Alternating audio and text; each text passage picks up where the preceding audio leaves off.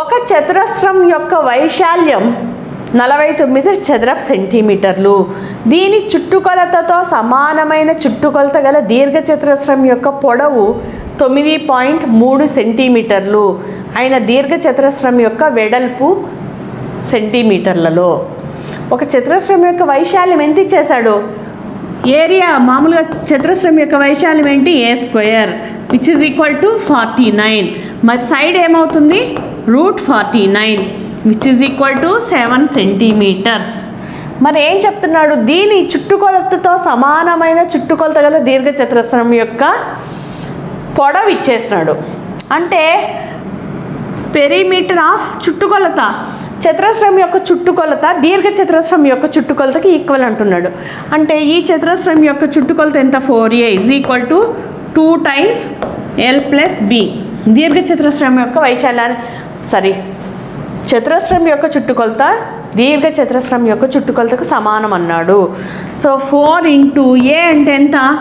7 is equal to 2 times length ఇచ్చేసాడు 9.3 plus b. ఈ రెండు భాగిస్తుంది, ఈ పక్క వస్తే మల్టిప్లై చేస్తుంది. మల్టిప్లై చేస్తుంది, ఈ పక్క వస్తే భాగిస్తుంది. సో రైట్ సైడ్ మల్టిప్లై చేసి లెఫ్ట్ సైడ్ తీసుకొస్తే భాగిస్తుంది. So 4 28/2 is equal to 9.3 plus b. 2 1 2 14. So ఇప్పుడు ఏమైంది? b ఈ ప్లస్ 9.3 లెఫ్ట్ సైడ్ రప్పిస్తే -14 ఉంది ఇక్కడ ఆల్రెడీ.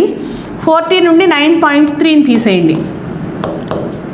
14.0 మైనస్ 9.3. సో బారో తీస్తే 10 - 3 7. ఇది ఎంత ఉంది? 13. 13 - 9 is 4 which is equal to 4.7. So దీర్ఘచతురస్రం యొక్క వెడల్పు ఎంత? 4.7 centimetres. Next a is equal to 3x² - 2xy + y². b is equal to 5x² - 3xy - 2y² అయిన 5a - bకి సమానమైనది. ఇక్కడ చూడండి ఫ్రెండ్స్, a ఏమి చేశాడు? 3x² - 2xy + y². 5a ఏమవుతుంది? ఈ మొత్తం ఈక్వేషన్ని 5తో మల్టిప్లై చేయండి. So 5 3s are 15x² - 5 2s are 10xy plus ఇదేం లేదంటే 1 ఉన్నట్టు 5 1s are 5y². ఏం లే, ఈ ఏ అనే ఈక్వేషన్ 5 సార్లు మల్టిప్లై చేస్తాను అంటే 5 3 15, 5 2 10, 5 1 5. ఇప్పుడు b ఇచ్చేసాడు. ఏమిచ్చాడు? b 5x² minus 3xy minus 2y². ఏం కనుక్కోమన్నాడు? 5a minus b కనుక్కోమన్నాడు. అవునా? దీని నుండి దీన్ని తీసేయమన్నాడు. అంతేనా? కనుక్కోమనింది 5a మైనస్ b. తీసేస్తే సైన్స్ ఏమవుతాయి? మారుతాయి. అప్పుడు ఏమవుతుంది? 15x² నుండి 5x² పోతే 10x² minus 10xy plus 3xy అంటే -7xy.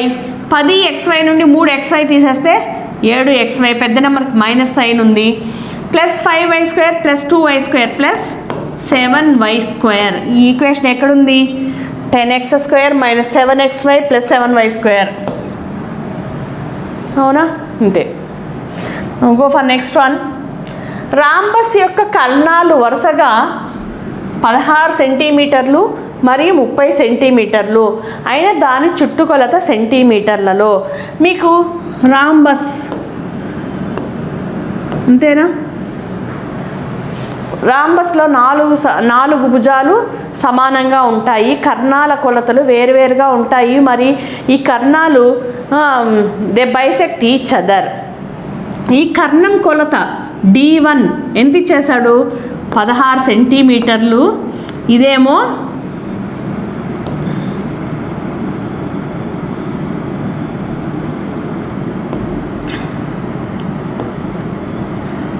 16, ఇదేమో 30 ఇచ్చేశాడు.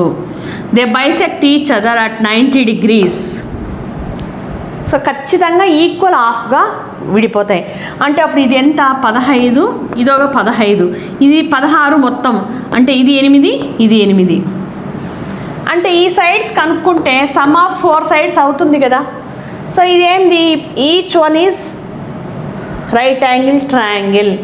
సో ఇక్కడ మనకు కొలతలు తెలుసు. ఏమని 15, 8.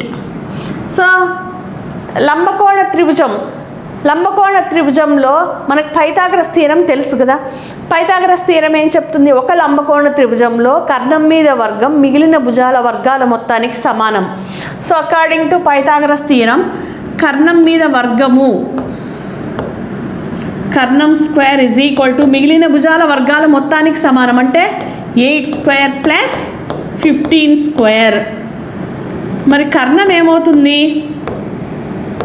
స్క్వేర్ రూట్ ఆఫ్ 8 square అంటే 64 ప్లస్ 15 square అంటే 225, విచ్ ఈజ్ ఈక్వల్ టు వాటి యాడ్ చేస్తే 5 + 4 9, 2 + 6 8, ఆ 2 అలానే వస్తుంది. స్క్వేర్ రూట్ ఆఫ్ 289 అంటే 17. సో ప్రతి భుజము 17 అవుతుంది. వాడు అడిగింది ఏంటి, పెరిమీటర్ ఆఫ్ రాంబస్ అన్నాడు. Perimeter of rhombus is nothing but some of 4 sides of rhombus. Perimeter is equal to 4a, which is equal to a అంటే ఎంత 17, 4 × 17, which is equal to 17 4s are 68. ఓకేనా ఫ్రెండ్స్. మరి options first one 68. ఒక క్రమ వృత్తాకార స్తూపం యొక్క భూ వ్యాసార్థం 7 సెంటీమీటర్లు మరియు దాని ఎత్తు 14 సెంటీమీటర్లు అయిన పక్కతల వైశాల్యం ఎంత? సో ఒక క్రమ స్తూపం, వృత్తాకార స్తూపం అన్నాడు. భూ వ్యాసార్థం ఎంత అన్నాడు, రేడియస్ 7 సెంటీమీటర్స్, దాని యొక్క ఎత్తు 14 సెంటీమీటర్స్, హెచ్ ఇచ్చేసాడు. మరి ఏం కనుక్కోమన్నాడు, ప్రక్కతల వైశాల్యం. So curved surface area of, ప్రక్కతల వైశాల్యం స్తూపం యొక్క ప్రక్కతల వైశాల్యం, curved surface of cylinder is equal to 2πRh, which is equal to 2 × π అంటే 22/7 ఇంటూ రేడియస్ వచ్చి 7 ఇంటూ హైట్ వచ్చి 14. 2 1s 7 get cancel. 2 22s are 44 into 14. 14 4s are 56. 14 4s are 56 plus 5 61 centimeter square. So area కాబట్టి square సెంటీమీటర్స్లో చెప్తాం. So curved surface area of cylinder ఎంత వచ్చింది, 616 centimetre square. No, x² + 1/x² is equal to 23 అయినా x + 1/x విలువ ఎంత? మరి చూడండి, x + 1/x విలువ కనుక్కోమన్నాడు. దీన్ని స్క్వేర్ చేసినట్టు అయితే a + b whole square. a + b whole square formula ఏంటి, a² + b² + 2ab. So a² అంటే x² ప్లస్ b² అంటే 1/x² ప్లస్ 2ab అంటే 2 × a అంటే x, b అంటే 1/x. x get cancel. మరి దీని వాల్యూ ఎంత, మనకి దీని వాల్యూ ఎంత ఇచ్చేసాడు, 23 ప్లస్ అది ఎంత వచ్చింది, 2 1s are 2, which is equal to 25. మనకు కనుక్కోమని x + 1/x whole square value కాదు, x + 1/x వాల్యూ కనుక్కోమన్నాడు, which is equal to √25 square ఇది. సో దీని వాల్యూ కావాలన్నప్పుడు ఆ పక్క స్క్వేర్ రూట్ వచ్చేస్తుంది. √25 అంటే 5. సో x + 1/x విలువ ఎంత అంటే 5. ఓకేనా friends. x + 1/x whole square value 25 అయితే x + 1/x వాల్యూ ఎంత అవుతుంది, √25 అవుతుంది, which is equal to 5. 2 power n minus 5 into 5 power n minus 4 is equal to 5 అయిన n క్యూబ్ యొక్క విలువ చూడండి.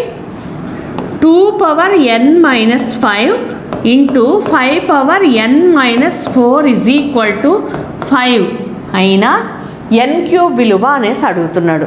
సో మనకి ఒకటి తెలుసు, ఏ నెంబర్ అయినా ఘాతము 0 పెడితే దాని విలువ 1. Any number to the power 0 is 1. ఏ నెంబర్కైనా ఘాతంలో 0 ఉందంటే దాని విలువ 1. సో ఇక్కడ 5 into 1 అని రాసుకోవచ్చా 5ని? సో బికాస్ 1 అనేది మల్టిప్లికేటివ్ ఐడెంటిటీ, అవునా? సో 1తో మల్టిప్లై చేసినంత మాత్రం దాని వాల్యూ మారదు కాబట్టి 1ని ఏమంటారు? Multiplicative identity. మరి ఇక్కడ చూడండి, 2 power n minus 5 into 5 power n minus 4 is equal to ఏం ఘాతం ఏం లేదంటే 1 ఉన్నట్టే కదా. 5 power 1 into 2 power 0. నేను ఎందుకు 2 5లోకి మార్చుకుంటున్నా ఘాతాన్ని, ఓకేనా ఫ్రెండ్స్? మరి 5 power n minus 4 is equal to 5 power 1 or 2 power n minus 5 is equal to 2 power 0. భూములు సమానం కాబట్టి ఘాతాలు కూడా సమానం అవుతాయి. సో ఇప్పుడు ఏం చేస్తాం? భూములు సమానంగా ఉన్నాయి కాబట్టి ఘాతాలు సమానం అంటే n minus 4 is equal to 1, n is equal to minus 4 right side పోతే +4 అవుతుంది, విచ్ is equal to 5. ఇక్కడ చూడండి, n minus 5 is equal to 0. మరి n ఏమవుతుంది? -5 రైట్ సైడ్ వెళ్తే +5 అయిపోతుంది. n is equal to 5. So ఇలా చేసినా n is equal to 5, అలా అయినా 5 వస్తుంది. మనకు కనుక్కోమనింది ఏంటి? n cube. n క్యూబ్ అంటే 5 క్యూబ్. 5 క్యూబ్ అంటే ఎంత? 5 5s are 25, 25 5s are 125, which is equal to 125. So n cube is 125. ఒక చతుర్భుజంలోని కోణాల నిష్పత్తి 3:5:9:13 అయిన ఆ 4 కోణాలు ఏం చెప్తున్నాడు? ఒక చతుర్భుజంలోని కోణాల నిష్పత్తి 3:5:9:13 అయినా ఆ 4 కోణాలు డిగ్రీలలో ఉంటున్నాడు. సో మనకి ఎప్పుడైనా గుర్తు పెట్టుకోండి, చతుర్భుజం కానీ చతురస్రము, దీర్ఘచతురస్రము ఇవన్నీ కూడా టైప్ ఆఫ్ చతుర్భుజమే కాబట్టి 4 భుజాలు ఉంటాయి కాబట్టి ఏ చతుర్భుజానికైనా సరే 4 కోణాల మొత్తం 360 డిగ్రీలు. ఇక్కడ రేషియో ఇచ్చాడు కాబట్టి రేషియో అంటే కామన్ నెంబర్ ఉంటుంది కాబట్టి ఆ కామన్ నెంబర్ని x అనుకుందాం. సో మొదటి కోణం ఎంత? 3x, రెండో కోణం ఎంత? 5x, మూడో కోణం 9x, నాలుగో కోణం 13x. ఈ 4 కోణాల మొత్తం ఎప్పుడు 360 డిగ్రీస్ అవుతుంది. ఎందుకంటే ఒక చతుర్భుజంలో 4 కోణాల మొత్తం ఎంత? 360 డిగ్రీస్. మరి 3x + 5x మొత్తం కాబట్టి యాడ్ చేస్తున్నా + 9x + 13x. ఈ 4 కోణాల మొత్తం 1 2 3 4 కోణాల మొత్తం ఎంత? 360 degrees. 3x + 5x 8x, 8x + 9x 17x, 17x + 13x 30x is equal to 360 degrees. ఇక్కడ 30 మల్టిప్లై చేస్తుంది, రైట్ సైడ్ పోతే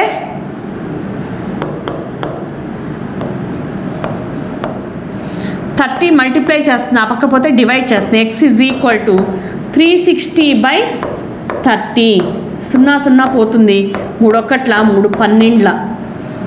x అంటే 12 వచ్చింది. సో ఆ 4 కోణాలు ఎట్లా కనుక్కోవచ్చు కదా? x 12ని సబ్స్టిట్యూట్ చేద్దాం. x is equal to 12ని సబ్స్టిట్యూట్ చేస్తే 3x అంటే 3 × 12, 12 3 36. రెండోది 5x, 5 × 12, 12 5 60 డిగ్రీలు. 9x, 9 × 12, 12 9s are 108 degrees. Next 13x, 13x అంటే 13 × 12, 12 3s are 36, 12 1s are 12 + 3 15. So ఈ 4 కోణాలు ఎక్కడున్నాయి? 36, 60, 108, 156. 36, 60, 108. ఫస్ట్ వన్ ఇది. నెక్స్ట్ వన్, ఒక లంబకోణ త్రిభుజం యొక్క భుజాలు 5 సెంటీమీటర్లు, 12 సెంటీమీటర్లు మరియు 13 సెంటీమీటర్లు అయిన దాని వైశాల్యము. సో లంబకోణ త్రిభుజం యొక్క వైశాల్యం ఏంటి? Half base into height. Okay, ఇప్పుడు ఒక లంబకోణ త్రిభుజం. సో 3 కొలతలు ఇచ్చేసాడు, 5, 12, 13. ఓకేనా? సో ఇది బేస్ అవుతుంది, ఇది హైట్ అవుతుంది. ఎందుకు 13 తీసుకోకూడదంటే కర్ణం వర్గము, కర్ణం మీద ఇక్కడ 90 degrees ఉంటుంది. కర్ణంకి ఎప్పుడైనా పెద్ద నంబర్ని కర్ణంగా తీసుకోండి. సో కర్ణము స్క్వేర్ ఈజ్ ఈక్వల్ టు భుజము స్క్వేర్ ప్లస్ భుజము స్క్వేర్. అప్పుడు ఎంత అవుతుంది? 5 స్క్వేర్ ప్లస్ 12 స్క్వేర్. 5 స్క్వేర్ అంటే 25, 12 స్క్వేర్ అంటే 144. ఎంత? 169. కర్ణం ఏమవుతుంది? ఇది కర్ణము స్క్వేర్, కర్ణం ఏమవుతుంది? √169 విచ్ ఈజ్ ఈక్వల్ టు 13. అవునా? వచ్చిందా 13? కాబట్టి ఆ 13ని మనం తాకొద్దు, ఎందుకంటే అది కర్ణం కాబట్టి అది తీసుకోం. బేస్ ఇంటూ హైట్ ఈ రెండే తీసుకుంటాం. సో లంబకోణ త్రిభుజ వైశాల్యం ఏంటి? Half into base into height which is equal to half into base వచ్చి 5 ఇంటూ హైట్ వచ్చి 12. 2 1 2 6 6 5 30 సెంటీమీటర్ స్క్వేర్. సో లంబకోణ త్రిభుజం యొక్క వైశాల్యం ఎంతంటే 30 చదరపు సెంటీమీటర్లు. సో ఇలా తీసుకుంటాం. ఎప్పుడైనా 3 భుజాలు ఇచ్చినప్పుడు పెద్ద భుజాన్ని తీసుకోవద్దండి. సో మిగిలిన 2 భుజాల ప్రోడక్ట్ ఇంటూ హాఫ్ వేసి చేయండి. ఓకేనా ఫ్రెండ్స్? ఎందుకు తీసుకోకూడదంటే ఆ పెద్దది ఎప్పుడు కర్ణం అవుతుంది. సో బేస్ ఇంటూ హైట్ తీసుకోవాలి. ఓకేనా? నెక్స్ట్, ఒక సమద్విబాహు త్రిభుజం యొక్క చుట్టుకొలత 30 సెంటీమీటర్లు మరియు దాని ప్రతి సమాన భుజాలు 12 సెంటీమీటర్లు అయిన ఈ త్రిభుజ వైశాల్యంలో సెంటీమీటర్లలో అనేసి అంటున్నాడు. సో ఇక్కడ చూడండి ఫ్రెండ్స్, ఒక సమద్విబాహు త్రిభుజం అంటే 2 భుజాలు సమానంగా ఉంటాయి, 3వ భుజం వేరుగా ఉంటుంది. ఇది ఏ అనుకోండి, ఇది వేరుగా ఉండే భుజం బి అనుకుందాం. 2 సమాన భుజాలకు ఎదురుగా ఉండే కోణాలు కూడా ఎప్పుడు సమానంగా ఉంటాయి. ఓకేనా? నెక్స్ట్ దీని మరి ఏం చెప్తున్నాడు? ఒక సమద్విబాహు త్రిభుజం యొక్క చుట్టుకొలత 30 సెంటీమీటర్లు మరియు దాని ప్రతి సమాన భుజాలు 12 సెంటీమీటర్లు. సమాన భుజం పొడవు ఎంత? 12 సెంటీమీటర్లు అంటున్నాడు. ఈ రెండే కదా సమానంగా ఉండేది. సో ఈ త్రిభుజం యొక్క చుట్టుకొలత ఏంది? A plus B. ఎన్ని ఏలు ఉన్నాయి? 2 ఏలు ఉన్నాయి కాబట్టి 2a. A plus B. A plus A అంటే 2a అవుతుంది plus B. So 2a plus B ఎంతకి ఈక్వల్? చుట్టుకొలత 30. 2 ఇంటూ ఏ విలువ ఇచ్చేసాడు, సమాన భుజాలు 12 plus B is equal to 30. 12 2 24 plus B is equal to 30. Implies B is equal to 30.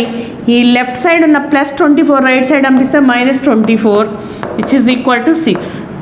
So base అనేది 6 అనేసి తెలిసిపోయింది. కనుక్కోమనింది ఏంటి? ఈ త్రిభుజం యొక్క వైశాల్యం. సో సమద్విబాహు త్రిభుజం యొక్క వైశాల్యం ఏంటి? A is equal to b/2 into square root of b square A square minus b square by 4.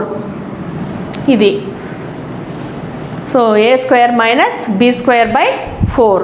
ఇప్పుడు సమాన భుజాలు 12 అని ఇచ్చేసాడు. బి విలువ ఎంత కనుక్కున్నాము? 6 అని తెలిసింది. మరి సమద్విబాహు త్రిభుజ వైశాల్యానికి సూత్రం ఏంది? b/2 into square root of A square minus b square by 4. మరి ఇప్పుడు ఈ వాల్యూస్ని సబ్స్టిట్యూట్ చేద్దాం. బి అంటే ఎంత? 6, ఏ అంటే 12. ఈ వాల్యూస్ని సబ్స్టిట్యూట్ చేయండి. b/2 అంటే 6/2 into square root of A square అంటే 12 స్క్వేర్ మైనస్ బి స్క్వేర్ అంటే 6 స్క్వేర్ ఈజ్ 36/4 4 1s 4 9s 6/2 అంటే 3 రాసుకునేద్దామా 3 into square root of 144 minus 9 144 minus 9 అంటే ఎంత 135 దీన్ని ఏం రాసుకోవచ్చు 3 into 9 15s రాసుకోవచ్చా 15 9s are 135 15 10s are 150 అవునా మరి దీని కంటిన్యూషన్ ఇక్కడ రాస్తున్నాను which is equal to 3 into root A into B అంటే root A into root B రాయొచ్చు కదా so root 9 into root 15 root 9 అంటే 3 కదా so 3 into root 15 3 3s are 9 into root 15 so answer is 9 root 15 so సమద్విబాహు త్రిభుజం యొక్క వైశాల్యం ఎంతంటే 9 రూట్ 50 స్క్వేర్ సెంటీమీటర్స్ సో ఇంకొకసారి చెప్తున్నాను వినండి సో ఒక సమద్విబాహు త్రిభుజం సమద్విబాహు అంటే రెండు భుజాలు సమానంగా ఉంటాయి మూడో భుజం వేరుగా ఉంటుంది సో ఒక సమద్విబాహు త్రిభుజం యొక్క చుట్టుకొలత 30 సెంటీమీటర్లు మరియు సమాన భుజాలు 12 సెంటీమీటర్లు రెండు భుజాలు సమానం అని చెప్పా కదా ఆ భుజం యొక్క కొలత ఎంత 12 ఇచ్చాడు సో ఈడ 12 అయితే ఇది కూడా 12 అవుతుంది మరి బి కనుక్కుంటాం సో సమద్విబాహు త్రిభుజం యొక్క చుట్టుకొలతకు సూత్రం ఏంటంటే ఏ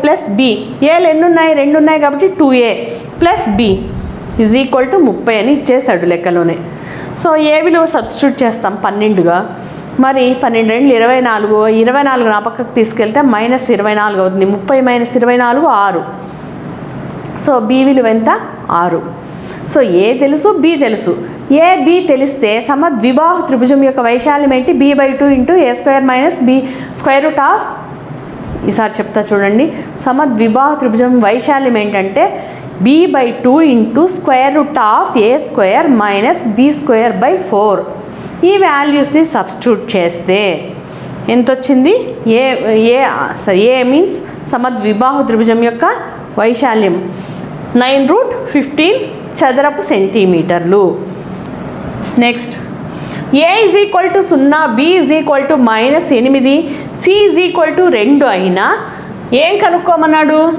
ఏ 0 బి -8 సి 2 మనం ఒకటి బాగా గుర్తించుకోండి ఫ్రెండ్స్ ఎప్పుడైనా సరే ఒక విలువ 0 ఉందంటే ఆ 0తో ఎంత పెద్ద సంఖ్యనైనా గుణించుకోండి దాని విలువ 0నే అవునా సో 0తో ఎంత పెద్ద సంఖ్యను మల్టిప్లై చేసినా గుణించినా దాని విలువ 0 సో ఇక్కడ ఏలు ఉన్నవన్నీ 0లు అయిపోతాయి ఎందుకు 4a² plus 5abc minus 7b² value substitute చేస్తే 4 ఇంటూ a² అంటే 0² 0నే ప్లస్ 5 ఇంటూ ఏ అంటే 0 బి అంటే -8 సి అంటే 2 మైనస్ 7 ఇంటూ b² అంటే -8 హోల్ స్క్వేర్ ఇక్కడ చూడండి 4 into 0 0 plus 5 into any number 0 ఉంది కదా ఇక్కడ సో ఇవన్నీ మల్టిప్లై చేసి ఇంటూ 0 చేస్తే 0 అయిపోయాయి దాని విలువ 0 మైనస్ 7 -8 హోల్ స్క్వేర్ అంటే మైనస్ స్క్వేర్ ఉంది కాబట్టి ప్లస్ అయిపోతుంది 8² అంటే 64 మైనస్ అలానే ఉంటుంది 7 4s are 28 7 6s are 42 plus 2 44 so -448 is the answer so ఇవన్నీ చేయబాకండి ఇంక మీట ఏ ఉండే టర్మ్స్ అన్నీ 0 అయిపోతాయి ఏ ఉన్న టర్మ్స్ అన్నీ 0 అయిపోతాయంటే ఈ రెండు తీసేయండి ఇంకా మనం చేయాల్సింది ఏంటి -7b² -7 ఇంటూ b² అంటే -8 హోల్ స్క్వేర్ స్క్వేర్కి మైనస్ ఉంది కాబట్టి minus into minus hole square అంటే ఇంతేనా -8 ఇంటూ మైనస్ ప్లస్ అయిపోతుంది ఈ -7 అలానే ఉంటుంది ప్లస్ 8 8s are 64 దీని వాల్యూ ఎంత 448 ఈ మైనస్ సైన్ అలానే ఉంటుంది. సో ఇది ఒక్కటి చేస్తే సరిపోతుంది. ఇది friends. Okay friends, thank you for watching Rajani DSC tricks. Please like, share and subscribe.